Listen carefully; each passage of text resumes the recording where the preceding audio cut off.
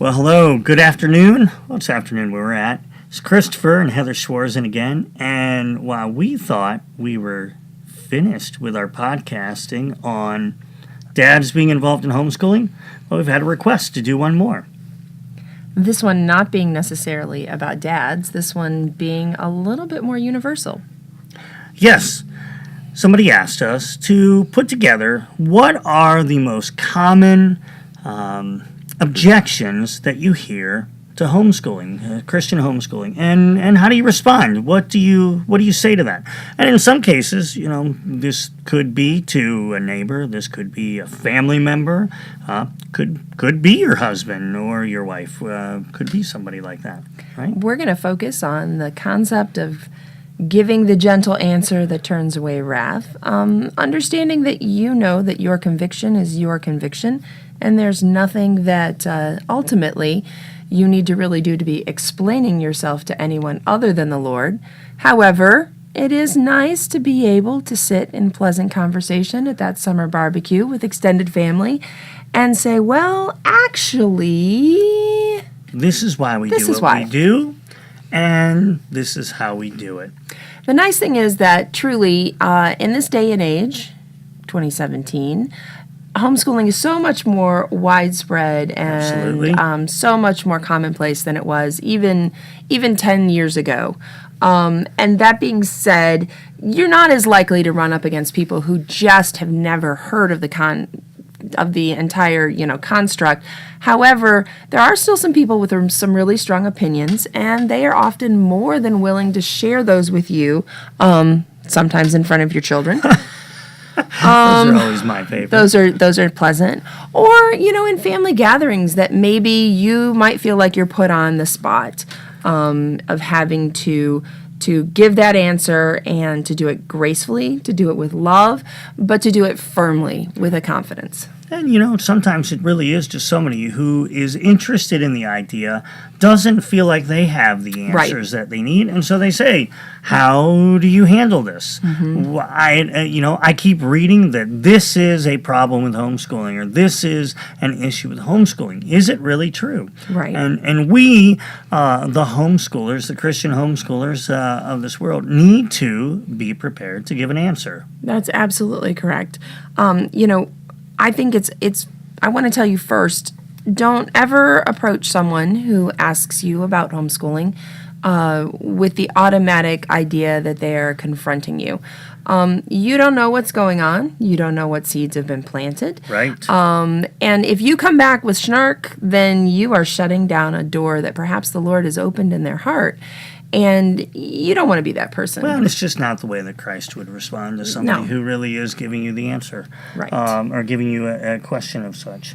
All right. So we've got a few that we want to hit today. Mm-hmm. You're going to sort of go, wait, you didn't tackle mine? I know there's a lot out there, but we're going to just touch on some of the major ones that we hear the most often, mm-hmm. and just kind of talk to you about how that's been in our own life. Right. So, right. Number one, Heather? Number one, your kids spend so much time working on family-related projects and things of that nature, they can't actually be learning anything of value. They're not plugged into math books all day. They're not doing things the way that I see them being done in a classroom. In other words, you de-emphasize academic achievement in favor of family values. Right. And here, this hits on an assumption.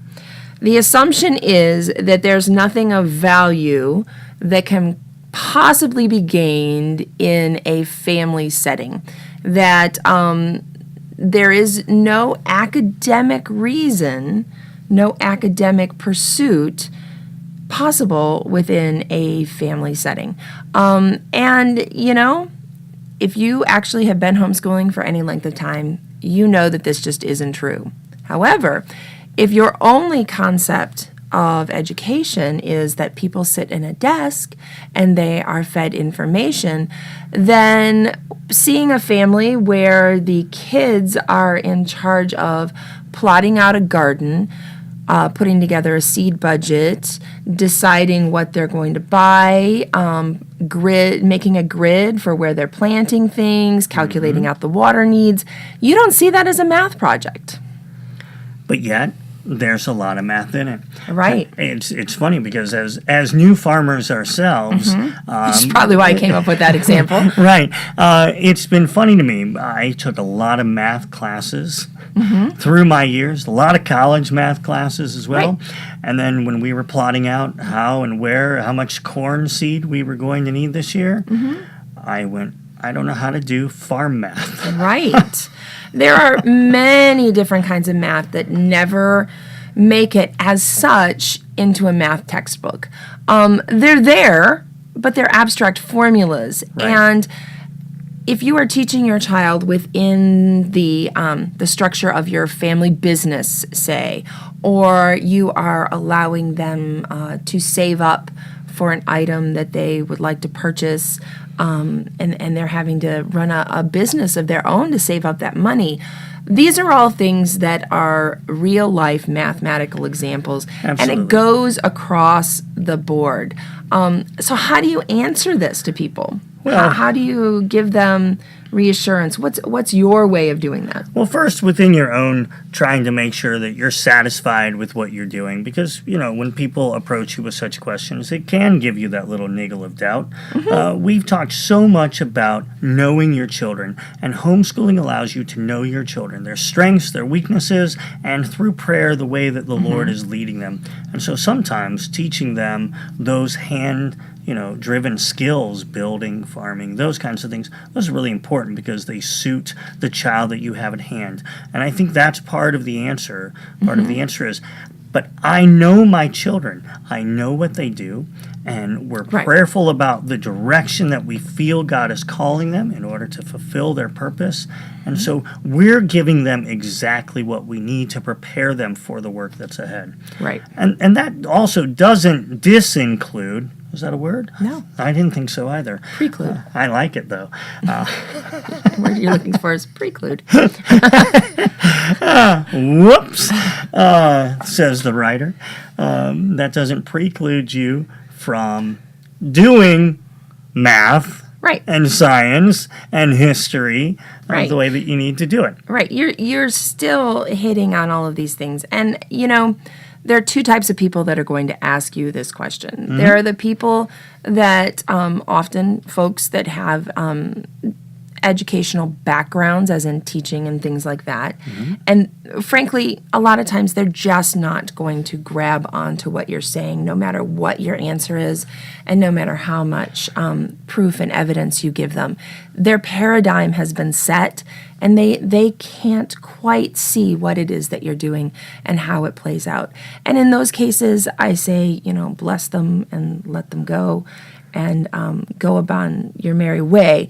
But if it is someone that's curious, I think that sitting there and really showing them the practical ways that your kids are learning and assuring them that, you know what the minimum requirements are, and hopefully you're exceeding them.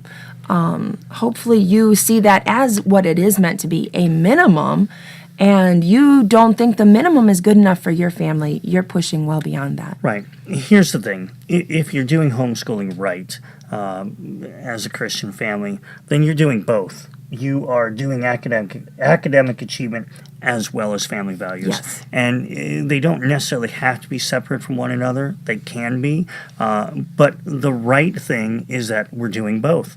We're not choosing one over the other. And again, if you're doing homeschooling right, then that's an easy response because you can point to the different ways that you're doing science and math and history and then add, but we also teach family values. That's an important aspect.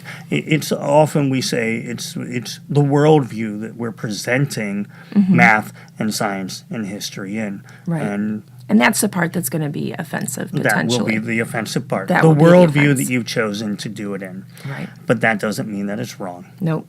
All right. All right, our second one is that supposedly well-meaning person who smiles broadly and says, "You've got your hands full just staying afloat. You've got dishes and laundry and the same kind of stuff that I have, and I can barely make it all day.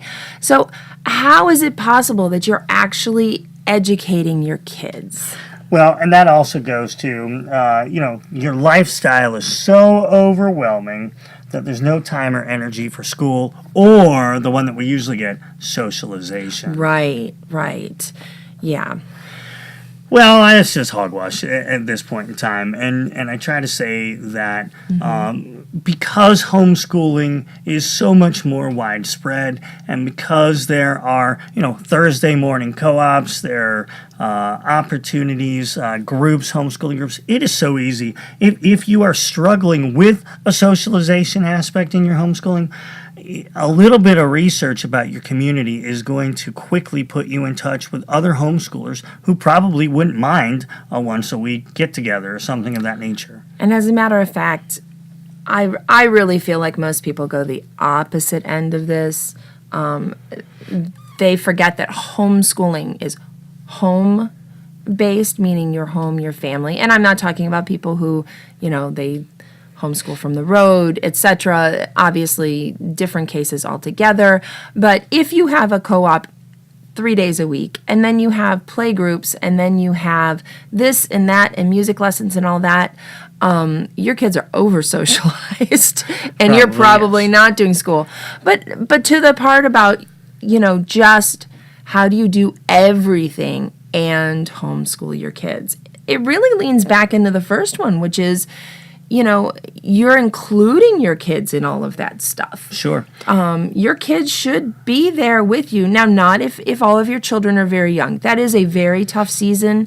And honestly, it's one reason why I like to encourage young moms especially to really embrace a more natural rhythm-based, almost, we prefer a Charlotte Mason method of homeschooling, which you don't really do any actual schooling with them until they're about 6 years old, which gives you the chance for them to grow a little bit and for you to spend time not worried about whether or not they can trace the letters in their workbook, which is kind of busy work that does take you out of being able to do anything else, but allows you time to live your life and your family in a bit more of a rhythm. Well, and however, that approach, when you have older children and younger children, having the younger children around, while the older children are learning the lessons that you're trying to give, they really do pick up on that. And by the time you come to them, I think, socialization, it looks two ways.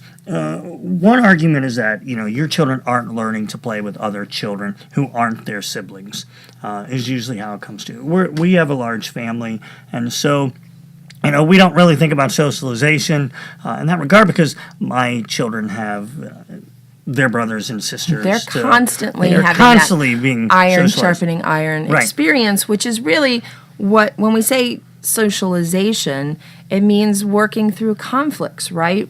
Becoming part of a team, understanding how to be a leader at times, how to be a servant at other times, things of that nature. Those are the things you actually want your kids to learn. Right. And let's be honest, if you are teaching your children to behave properly around their brothers and sisters, then isn't that just easily applied to strangers and other people and other children? It seems to me that if I've raised my children to behave among their siblings with love, honesty, truth, then that's going to be applied in their situations outside of the house. And we do have those. And a lot of people will talk about dealing with people who are different than you are, and I would encourage you in that regard to take a good, long look at your church and your educational community, and if it does not reflect the diversity that God created on the planet, then maybe you need to reconsider how it is that you are interacting in your community.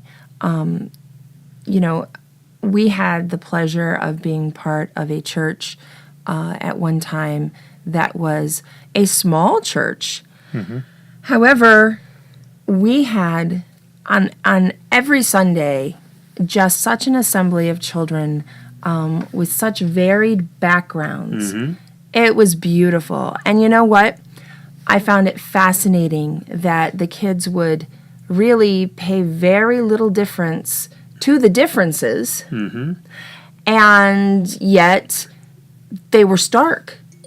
But the children said it didn't matter. These were just their friends. So do you have to have, again, something artificial, like we are going to be on this sports team? Is that the only way that you can, maybe you are, an Asian family and you're trying to have more interaction with people who are, I don't know, pick somebody from India. You've decided that your kids have no concept of culture of Indian Americans. Again, there are other ways to do that, and we would encourage you to honestly get out there and interact more and absolutely quit staying in your comfort zone. Absolutely. It's a big world. We are called to not be part of the world, but we are in the world. We have no choice but to interact with people who don't have the same mindset and worldview. And when we are prepared to handle that, that's when we can best share the gospel with those people. Absolutely. Are we saying that you should send your children out to among the wolves? No, not at all like that. No. As they would say. No. I think that's a measured approach. Yeah. As they are older and they understand different worldviews and are able to maintain the basis and the foundation that you've given them. Yep. Okay? All right, the next thing, this is one that we have a variety of feelings on, so stay with us here. The state should have a bigger say-so in what is taught to all children, not just the ones in state-run schools. And really, that just comes down to Christian homeschooling families choosing not to comply with the law by submitting to state homeschool regulations, not reporting the way that they're supposed to report to the state or follow the rules that they're supposed to, doing the testing or whatever. Be it testing, be it whatever your state requires, all 10th graders have to take a state history class or what have you. There are some people that get very irritated because homeschoolers sometimes flaunt those rules. Right. And again, we have a couple of feelings on that. So well, I give to Caesar what is Caesar's is I think the major thought there, and we would never encourage anybody not to comply with their state's homeschool laws. If you are supposed to register, then you should be registered. That's the way it goes. If you're not happy with your state's homeschool laws, then you have a couple of options. You can move to another state where that is suits your needs better, or you can try to change the law and make it known why the law is troublesome, burdensome, and not helpful. And in a lot of cases, that is. Again, HSLDA, Homeschool Legal Defense Association, right? Yep. Is a great organization to be a part of if you're not, because they can help you wade through those things. And every state will have its own, main clearinghouse for rules and things of that nature. I encourage you, if you are unhappy with your laws, either get involved to change them or move. We have lived in 3-4 states now. And we've homeschooled and right. Yeah, we've homeschooled in 4 states now. And you know what? The homeschooling laws were actually part of a choice in us landing where we landed. I mean, it's true. They are agreeable to what we are willing to offer our state in terms of information, etc. If more families would make the effort to comply with the regulations in their state, then homeschoolers who actually comply wouldn't get that question. It's true. It's true. I understand the chafing against an invasion of privacy. Absolutely. And we completely agree that your children were given to you by the Lord. We do not ascribe to the concept that the state owns your kids or that you have any responsibility to the state in terms of providing your kids what they deem appropriate education. So we believe that, yes, you honor what the Lord has said by giving unto Caesar. But we also agree that, there are some more creative ways to fulfill some of those requirements if you have a problem with them. Yes. So, for instance, we did live in a state that required a state history class that honestly was pretty useless. I mean, no offense, but why? It was not something long-term that we felt was going to give our child some leg up or some kind of doctrinal soundness or anything of that nature. And so we used literature and field trips and a variety of things to fulfill the spirit of the requirement without getting a textbook and, some fill-in-the-blank worksheets and forcing her through that exercise. Right. So that when the time came to show that we had done that work and the child knew the state history, they knew their state history. Right. Probably better than what they would have gotten out of the textbook. Yes, truth. Probably better than what they would have gotten. So I think there are ways to work within the laws to do things still your own way. I get it. Every state is different, and some states are more burdensome than others. We don't necessarily agree with that at all. No. We agree that a limit in intrusion would be, I think, a better benefit. But at this point in time, I don't see that changing. I see that it will become likely to be more intrusive per state. Suspect that there will be a greater movement. I'll be honest, I think because of the number of people who do not comply, I think that we will see a greater number of laws passed that will require more and more on behalf of homeschoolers. Right.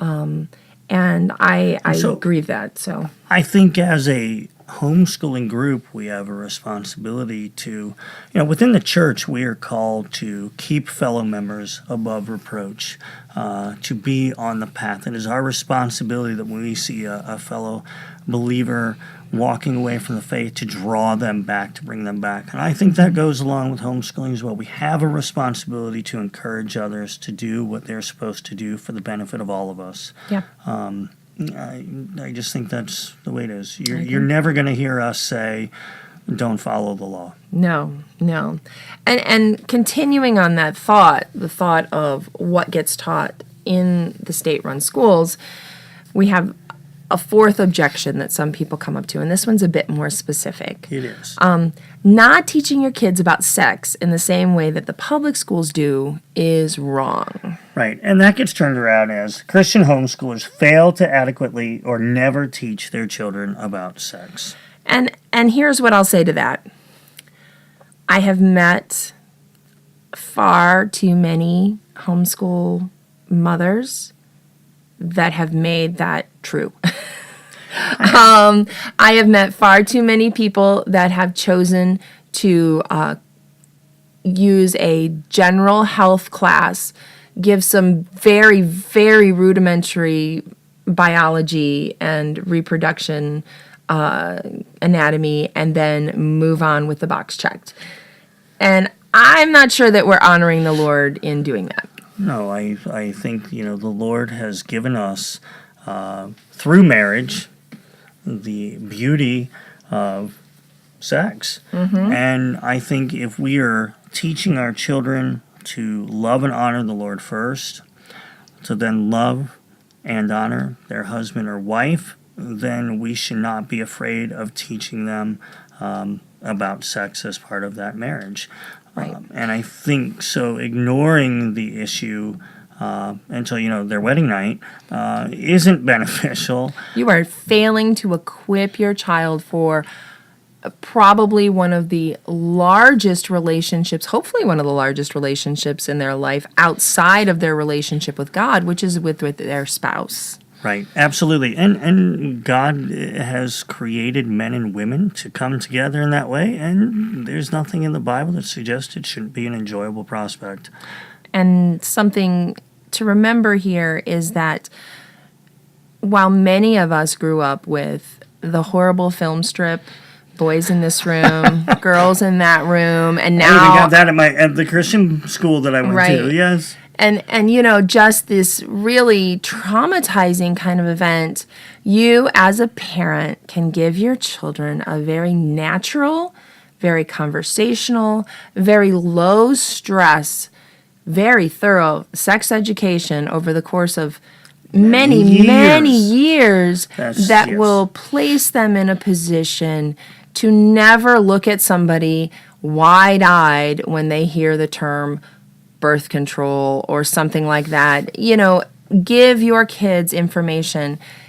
Wise as serpents, innocent as doves. Give them context, and you should be the one to fill that void, because the world will step in and fill it for you. And I think that's the scary aspect of it, where we choose to ignore something in terms of educating our children properly. Heather, you're right. The world will fill in that void in a twisted, sinful way. Yeah. And if we are not taking the time, again, to teach this in a way that is honoring the Lord, teaching love, teaching obligation to a husband and a wife, you really are setting up your children for the strong potential of a failed marriage as well. Yeah. And that is not... Or a marriage that has stress in an area where there never should have been stress. Right. Yeah. That is, that is not God's intent. No. It really is not. And this goes beyond your potential embarrassment or what have you. This is perhaps, I think, one of the key things that God is allowing you to speak into. He's allowing you to guide them in so many things. Their sex education is so much more important than whether or not they know how to calculate the circumference of a circle. It just is, because it touches so many parts of who they are, of their relationships, and you have the chance to make that a healthy foundation. So please don't shy away from it. Well, and let me just add this then, that in order to do that, in order to teach your children adequately about the right way to be together as a husband and wife, you yourself have to have in place a strong, loving relationship without that stress being part of your own life, right?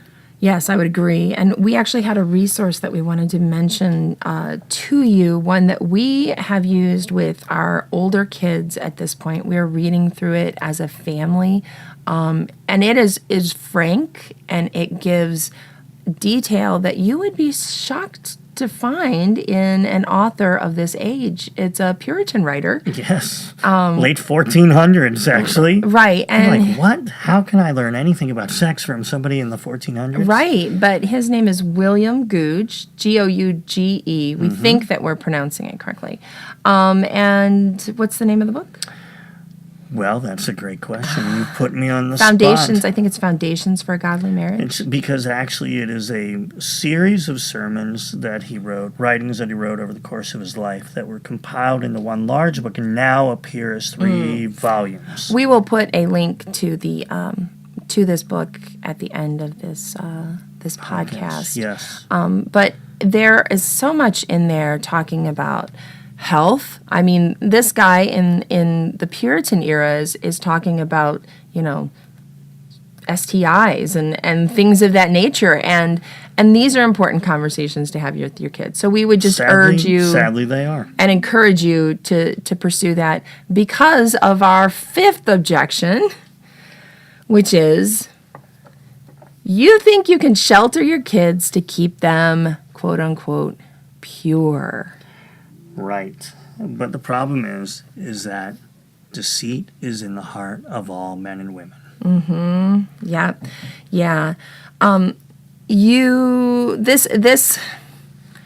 If you think this, first of all, you're wrong. Second, the person who is saying this to you probably is looking at your family and your family's habits and your family's convictions, and has decided that you think you can raise perfect kids by keeping them away from certain things. Of course, the truth of that is, as Christians, we know that we're not going to keep them pure because they weren't born that way to start with. Right. And we're aware of that by only the 3rd chapter of the Bible. Right. So, all have fallen short, of the glory of God. Now, that's not chapter 3 of the Bible, but Adam and Eve and the fall. It is where we establish that all people are sinful. People think that what we're trying to do is keep our kids completely away from all of the mess and the yuck. And what they're missing is that we are trying to help our kids to be able to filter that mess and that yuck. And strong in Yes. opposition to those things of the world. Right. And so that is always my response to that is no, I cannot keep my kids pure. I'm not raising perfect children. I cannot raise perfect children. Anybody that's had a 2-year-old knows that you are dealing with a sinful little creature. And it is your job as a parent to train them up in the way they should go. Part of that being able to discern with wisdom Absolutely. what stands up to God's word and what doesn't. And that's not about purity at all. That's No. not about anything like that. That's just about raising people who want to serve and honor God. But we can't forget, just going back to that initial point, can't forget that yes, our children are sinners. They are not, creations of perfection. No. Nor will they ever be. No. And so we also shouldn't then be surprised at times when we feel like we've raised them up with this good, firm, moral grounding, and then they fail. Right. While none of us want that of our families, we should also know that there is always that possibility. We do what we can to give them the foundation that they need, Right. to teach them who the Lord is, to teach them who they are under the Lord, to teach them the rules and boundaries that the Lord not only has placed on the physical world, but on the spiritual world that we live in. Right. And then eventually, as they grow up, we have to let them go, have to allow them to make their own choices, and continue to pray for them that they'll take all of that we've given them through the years, apply it to their own lives, Right. and as we've talked about, legacy and generations, Right. that will be passed on to their children and their children's children. Absolutely. Again, we're not just raising our children here, we are raising our children while looking out 2-3 different generations. Right. You cannot emphasize enough, I think, when you're talking to someone who thinks that your children, that you are trying to keep your kids, quote unquote, clean. You can't emphasize enough in talking to them that your kids are not perfect and they're not clean. But however, they are in a sanctification process as they are being led to the Lord. And you are an active part of that process. And yes, sheltering comes into play.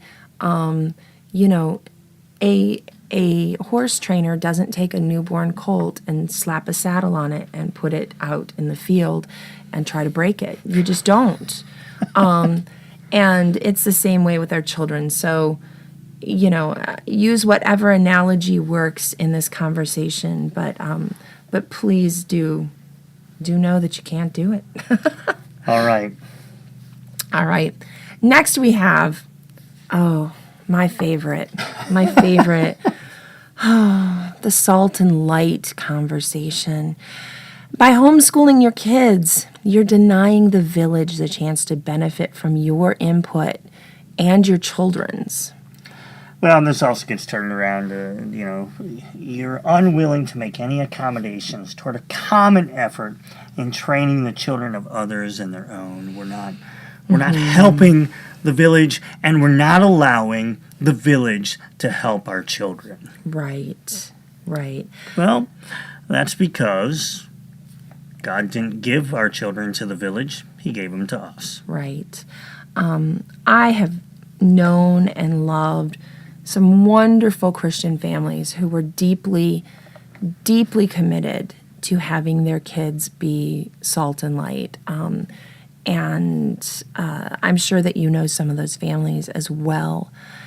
And, I am not going to speak to their conviction, and I'm not going to speak to their conversation with the Lord. What I am going to say is that unless the Lord has specifically directed you otherwise, I think your default rather than a classroom setting should be a home setting, because God didn't give your kids to that teacher or that school district. I think one of the things that we see a lot in homeschooling is that moms and dads are willing to homeschool their children up to a certain grade, generally a high school level, and then they say, okay, now it's time for you to go to school. You can be the salt and light, and you can finish your schooling there. And we do not agree that that is of the greatest benefit. We personally feel called to homeschool through high school to almost an adulthood, where somebody can make a wise decision. And let's be honest, at 18, 19, 20, we're still talking very young adults who sometimes make foolish choices as well, right? But the conversation that I end up having often with families who follow this model is that they then struggle greatly with their children through that high school period. And it's not so much that their children aren't being salt and light, it's just that there is such an abundance Of dark coming at them that they're struggling to stand up. It's like training your kids to swim in the kiddie pool and then taking them and standing them in front of the ocean, following a hurricane and allowing the 20-foot waves to hit them.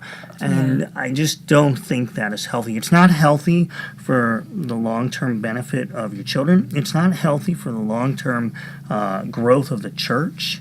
Right. And it's not healthy for those people who don't yet know Christ and want to, because they're then looking to these young people as an example, going, well, see, they're not really any different. Right.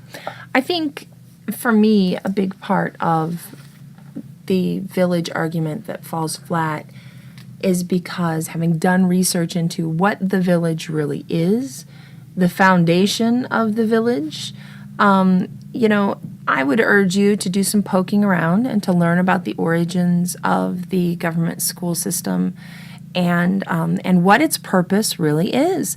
Everybody that I know who has kids in public school will happily tell me that their kids go to the best district in the nation, which is ironic because they live all over the nation. And again, if you are convicted of this, and this is something that between you and the Lord that you have settled, then, amen, and I move on. But if it's because you feel like I can't do that level of schooling, I don't know how to do that level of schooling. Right, that's not a good reason. And no one should be guilting you into, they need more kids like yours in the classroom. Your kids will pull the classroom up. They need more parents like you. Let me give you a clue. They don't want you. If you are able to walk into your kid's public school classroom and pray with them before you give them a snack for your kid's birthday, somebody's not doing their job, because that's illegal. So you're either breaking a rule, or no, you're just breaking a rule. That's all there is to it. They don't want your Christianity.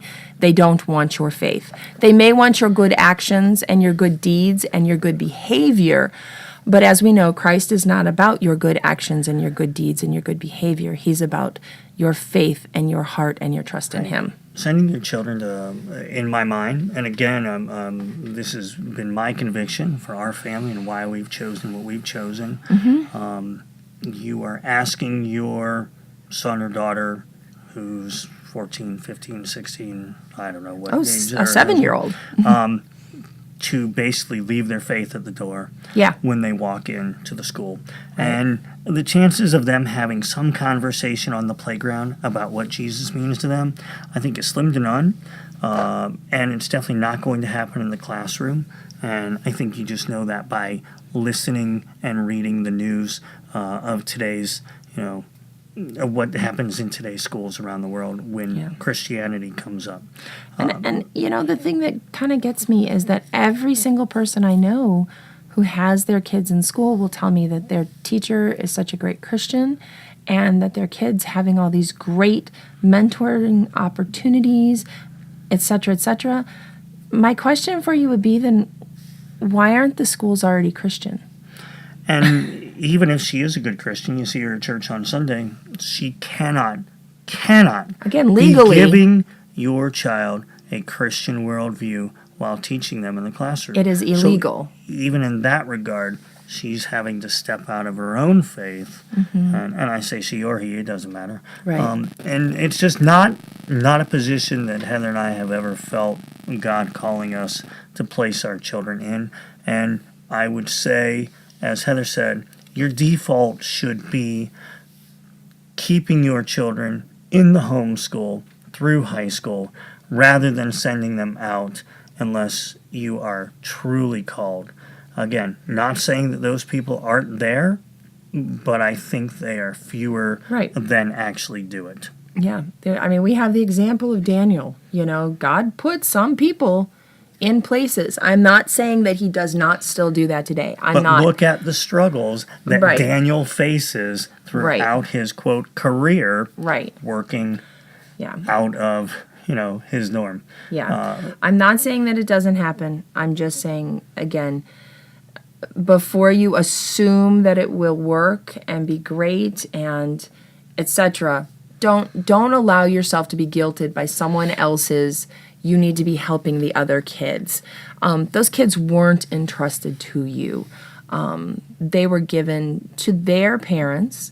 And if they were given to the church, if you feel like the Lord is calling you to serve children in another way, that he wants you to be out doing that kind of ministry, it's not going to be through putting your kids in a classroom. No. The Lord is very specific about placing children in families. There's no mistake about the children you have or that your neighbor has or anyone else in the world. My children were meant to be mine. Yep. There is no doubt about it that when he created them, he already knew before he even created me that they would be part of this family. And remember, we say this from the place of having several children who are adopted. And so we see and we feel very deeply convicted about this. So I'm moving on to our next and last topic. This one is a little different. And unless you are homeschooling older kids, you won't run up against it. Older sons specifically, you won't run up against it. Although there is actually a corollary for girls, which we might talk about. We'll see. Your teenage sons shouldn't be listening to or taking directions from a woman all day. Basically what they're saying is, hey, you're not giving your sons the manly training and accountability and challenges that older boys need. And, maybe there's some truth to that. Unless, as we've been talking about, if you've been listening to our podcast, and the whole point of our podcast series here is getting fathers more involved in homeschooling. Right. If you've listened to these podcasts and you're taking some of the steps that we've recommended and we've discussed, this isn't going to be a problem for you. First, let's get out of the way the fact that most high school teachers are women. Even if your child was in a government or Christian school, chances are excellent. I don't know the statistics, but I would say at least 70% of the teachers. Anecdotally, my high school, I went to high school, I probably had 2 teachers who were male my entire 4 years. I think I went to a mid-sized public high school, and we may have had 6 men who were in classroom settings. So in now, that coaches regard, and stuff different. Coaches predominantly different. male. But in that regard, so don't quite believe the hype, right? Right. There are a couple in there. You moms are qualified to, again, continue to raise your sons with a firm foundation in Christ, right? You and your husband are both called to do that, whether they are sons or daughters. I'd like to say that an easy answer to this is that as your sons specifically, and again, we can talk about daughters in a bit, as your sons specifically get older, how you homeschool them as a mother changes a bit. It does. Young men, many mothers will begin to notice, will start to chafe a bit at the normally warm, fuzzy, very relational teaching style that most moms that I know have. They will get to the point where they are fact driven, and you tying together the pieces and whatnot for them is almost maddening to them. They want to have discovery. They want to find out the details. I mean, I remember one of my sons just getting so excited when we were studying World War I because of the advent of the flamethrower. And I was literally disgusted to the point of feeling vomit in my throat. Because the concept of someone coming up with this idea is just like hell on earth for me. And violent and it's horrible. leads to death. However, for my sons, it was not just that they were spraying fire on people. It was the science and the mechanics behind it. And it was at that moment that I realized that my previous methods of homeschooling, which would have been, yes, that's part of the story, but let's keep going. Don't you want to find out what happens to Arthur when they charge over the hill? Yeah. I think, not to interrupt you. No, please. I just think that, yes, you have to allow boys to be boys. Yeah. We want to raise strong Christian men. Yeah. And you have to allow them to become men. And so you have to give them that chance to explore those things that might make moms a little squeamish. You have to turn over some of the responsibility to them. Now, I know a good many moms just shuddered horribly thinking, if I turn over the responsibility to him, he's not going to do his work. We're not saying that. We're not saying it becomes a totally hands-off endeavor, first of all. There's no accountability. And second of all, if you think that about one of your sons who is 15, 16, 17 years old, then you need to do a bit of backtracking and retraining, because if that is their default, well, I just won't do anything, then something else has gone a little wrong in the works at some point. When they're much younger. When they're much younger. At this point in time, sons need to gain some independence. Mm-hmm. They need to learn to tackle work on their own. They need to be able to take a project from the beginning. You give them an assignment, and they need to be able to finish it to completion. And daughters do too. They do. But especially if we are raising our sons to join a workforce, then they're going to have to be able to do work independently, free from continued oversight. It just doesn't happen. I'm going to give you a personal example here. Because I think one of the things that we as moms often do is fret about the consequences of them not following through with their work. Several years ago, I had one son who I was in the second year of giving him some more freedom with his work, where I had moved him to a weekly assignment sheet, and I was, we were meeting still several times a day. That's how we tend to do things here. But I noticed early on in the second half of the year that he was not doing that he was already in the habit of turning in a weekly current events and writing project late. I addressed this with Christopher, and this is the benefit of having a husband who's involved. Mm-hmm. I said, hey, this is what's happening. What do you think I should do? And my husband said, leave it alone. Do nothing. Do absolutely nothing. I want you to just let it ride. You've mentioned it to him, and he knows. And it will come back to bite him. And he will learn a valuable lesson.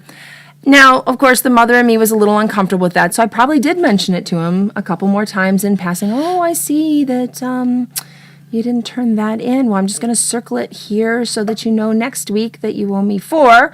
The end of the year came. The end of the year came, and it was the last day of our scheduled school term. And my children were especially excited this particular day because, and I can't remember specifically what the series of events were, but there were some fun things that they wanted to do and be involved with. One of their friends, very dear friends of theirs who lived a couple houses down, was out of school that week. He had just gotten off school. They had been waiting and waiting and waiting for him to be out. And the next morning, as they were about to dash out the door at 8:15 in the morning to go create a ruckus, I put my hand on my son's shoulder and I said, "Oh, I'm sorry. You can't go. You can't go. The school year isn't over for you yet. You haven't finished your work." And I handed him a stack of papers that were his weekly planners, and I had taken little Post-it note flags and put it on every single one that he had missed. There were 12 of them. And he looked at me, and it was this immediate recognition that the bill had come due. Right. It was an acknowledgement of, oh, I thought I would just get by doing what I did and you would let it go. Right. And the lesson there is that doesn't happen in the world. No. Now, he was given grace in that an employer would not say, "You're 12 weeks behind in this weekly thing that I had you doing. Right. Sure, I'll keep you employed." No. So it was an appropriate learning curve for him. Sure. He did the work. Yes. He missed out on some summer activities in did. First part of the summer because while everybody else was out playing, he was back inside finishing the work that was initially due. And he will tell you, to this day, one of the best lessons he ever had. Yes. He knows I can count on him to use his time wisely. And due dates mean something to him. Yes. And that's important when you are, Right. just practicality, trying to teach your children how important it is to pay the bills. Right, exactly. So those accountability, those challenges, that manly training, that's all still available if your mama is your teacher. But yes, dad should be stepping in. They should be part of it. As we've said for weeks now, you can become a bigger part of the equation. Mm-hmm. And this is your time to shine. Grandfathers. Yeah. This is your time to shine with your older boys. And maybe you didn't have this with your father, mm-hmm. but that doesn't mean you're not capable. Mm-hmm. And it doesn't mean that you're not called. Right. And I think we're doing a disservice not only within our own families, but again, within the church. It is a struggle to find strong, firm, young men of faith who are willing to step forward and do the work they're called to work because we're not teaching them to do it. Right. Well, I think we're done. I know there are plenty of others. We could have talked for hours. If you have other questions, feel free to shoot them to us. Email, and maybe we'll discuss them more. Maybe it'll just be a blog post. Maybe, I don't know. Who knows? You can send them to us at straddleparenting@gmail.com. Absolutely. We'd love to hear from you. And we hope you've enjoyed the series, which is now 5 parts instead of 4. This one's different. Maybe we'll make it its own part. Maybe we will.